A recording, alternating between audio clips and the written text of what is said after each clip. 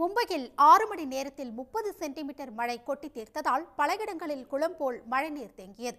இதனால் மக்களின் இயல்பு வாழ்க்கை முடங்கியுள்ளது.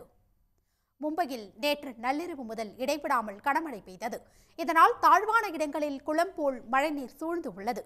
நள்ளிரவு 1 மணி முதல் காலை 7 மணி வரையான 6 மணி நேரத்தில் 30 சென்டிமீட்டர் மழை பதிவாகியுள்ளது. மும்பை கிங்ஸ் சர்க்கிள், சயான், பந்தூப், தில் சாலை, குர்லா உள்ளிட்ட பல இடங்களில் சாலைகளே தெரியாத அளவிற்கு மழைநீர் தேங்கியது. இதனால் பொதுமக்களின் இயல்பு வாழ்க்கை முடங்கியுள்ளது.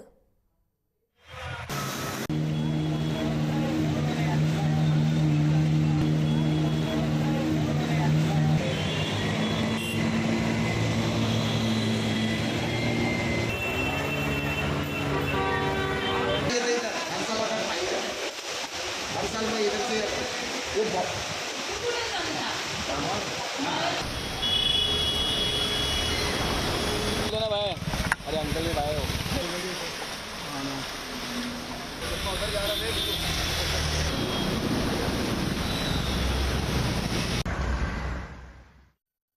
சுனாபத்தி பகுதியில் விடிய விடிய கொட்டி தீர்த்த கனமழையால் தண்டவாளங்களில் கண்ணு கெட்டும் தூரம் வரை மழைநீர் தேங்கியுள்ளது. பல வழித்தடங்களில் உள்ளூர் ரயில் சேவைகள் நிறுத்தப்பட்டன.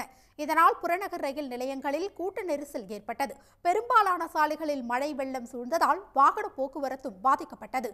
பைக், கார்கள் பல மழைநீரில் மூழ்கிய நிலையில் காணப்பட்டன.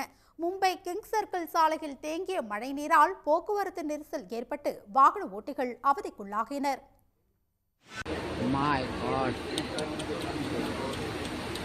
it's like a river.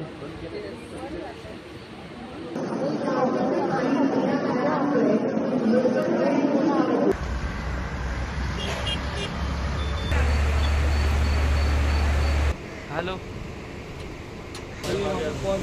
हम लोग सब अभी ना कोई